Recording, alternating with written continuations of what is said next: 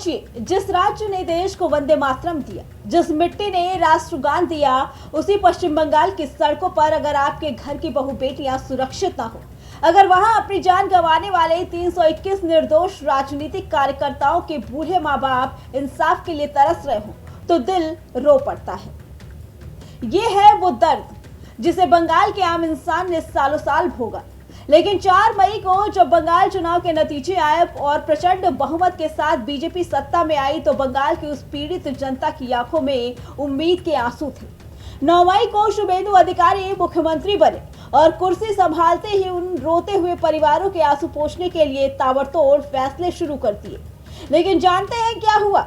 जैसे ही पीड़ितों को इंसाफ मिलना शुरू हुआ, वैसे ही तुष्टीकरण के ठेकेदारों और कट्टरपंथियों के सीने पर सांप लौटने लगा।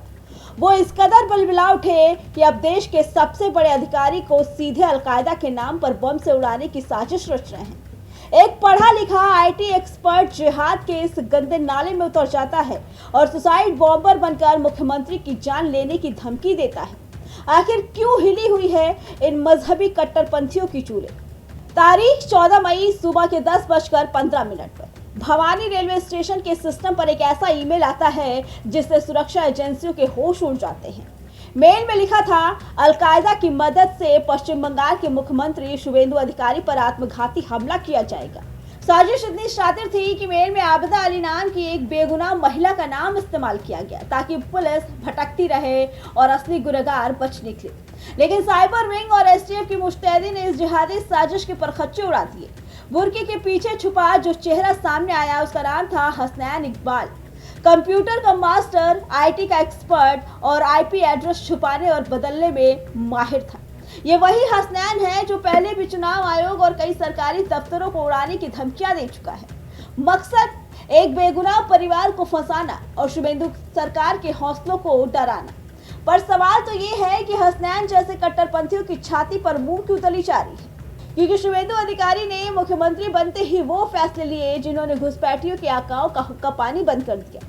भारत बांग्लादेश सीमा पर तारबंदी के लिए बीएसएफ को तत्काल जमीन ट्रांसफर, आम जनता की सहूलियत के लिए सड़कों पर नमाज पढ़ने पर पूरी तरह रोक, राजनीतिक हिंसा में मारे गए 321 बीजेपी समर्थकों के परिवारों को सीधी आर्थिक मदद और कानूनी जांच, पिछले 5 साल की पुलिस प्रताड़ना, महिलाओं के खिलाफ अपराध और सिंडिकेट वसूली पर नई एफआईआर के आदेश। अब कटीली तारें लगेंगी तो बांग्लादेशी घुसपैठिए अंदर कैसे आएंगे? घुसपैठिए नहीं आएंगे तो बंगाल की डेमोग्राफी बदलने का गंदा खेल कैसे चलेगा? सड़कों पर तुष्टीकरण का शक्ति प्रदर्शन बंद हो चुका है। लाल किले पर ब्लास्ट करने वाले डॉक्टर उमर मोहम्मद से लेकर इस आईटी एक्सपर्ट हसनैन इकबाल तक, ये पढ़े लिखे चेहरे साबित करते हैं कि जहर दिमाग में होता है, किताबों में नहीं। बांग्लादेश के मौलानाओं से लेकर बंगाल के गद्दारों तक आज सब शुभेंदु अधिकारी के नाम से थर-थर कांप रहे हैं। हसनैन इकबाल सलाखों के पीछे पहुंच चुका है और पुलिस रिमांड में उसका तगड़ा इलाज जारी है। लेकिन ये धमकी सिर्फ एक ईमेल नहीं, बल्कि उस सड़े हुए इकोसिस्टम की आखिरी छटपटाहट है जिसकी दुकान बंगाल में बंद हो रही है। अब चाहे धमकियां बांग्लादेश से आए या अलकायदा के नाम पर, मुख्यमंत्री शुभेंदु अधिकारी ने साफ कर दिया कि बंगाल में अब तुष्टीकरण का खेला खत्म हो चुका है और सिर्फ कानून का ही राज चलेगा। Bureau report, prime TV.